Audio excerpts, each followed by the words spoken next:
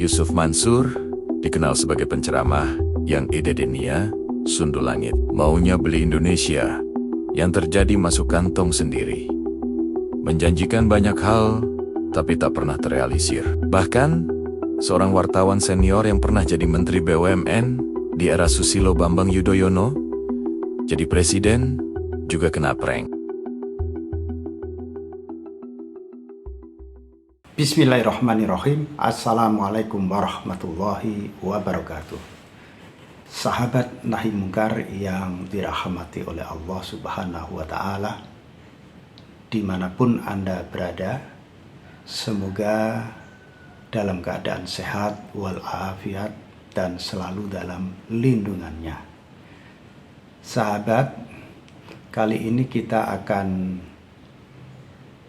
membahas tentang siapa sih yang selama ini menjadi kurban dari Yusuf Mansur. Nah, kurban dalam artian mereka kena tipu, mereka kena prank, dan sejenisnya. Kalau kita mau melihat penipuan secara kolosal yang dilakukan oleh Yusuf Mansur terkait dengan investasi, itu terjadi pada tahun 2009 ketika si Yusuf ini menginisiasi investasi batu bara yang kabarnya batu baranya itu ada di Kalimantan Selatan. Yang disasar adalah jemaah Masjid Darussalam Kota Wisata Cibubur Kabupaten Bogor. Ada 250 jemaah yang ikut serta, uang yang terhimpun 55 miliar. Ternyata investasi ini hanya bertahan 3 bulan. Semua yang dijanjikan oleh Yusuf Mansur, walaupun ada hitam di atas putih, ternyata tidak berlaku. Sebagai gambaran, masyarakat di kota wisata Cibubur itu adalah masyarakat menengah atas, dan latar belakang pendidikannya juga cukup beragam. Pemahaman keagamaannya juga sama, cukup beragam. Itu kena. Kalau kita menelisik kepada orang per orang, seorang menteri sekelas Dahlan Iskan, Menteri BUMN di era Susilo Bambang Yudhoyono menjadi presiden, itu pun dikadali oleh Yusuf Mansur. Nah, apa dan bagaimana cara Yusuf Mansur mengadali? Ketika pada tahun 2013, waktu itu OJK menyetop patungan usaha yang diinisiasi oleh Yusuf Mansur.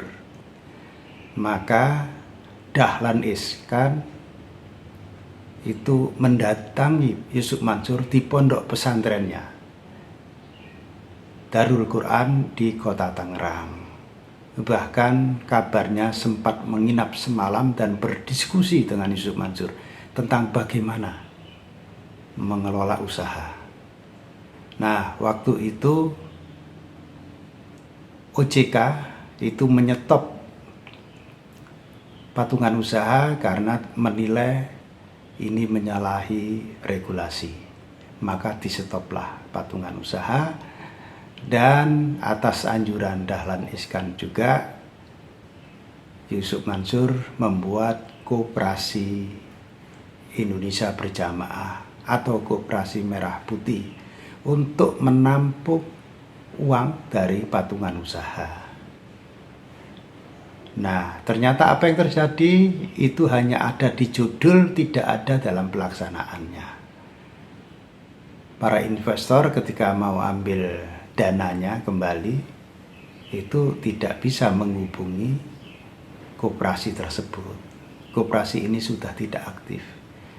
Jadi mereka langsung menghubungi Yusuf Mansur. Sementara Yusuf Mansur selalu kabur ketika ditagih.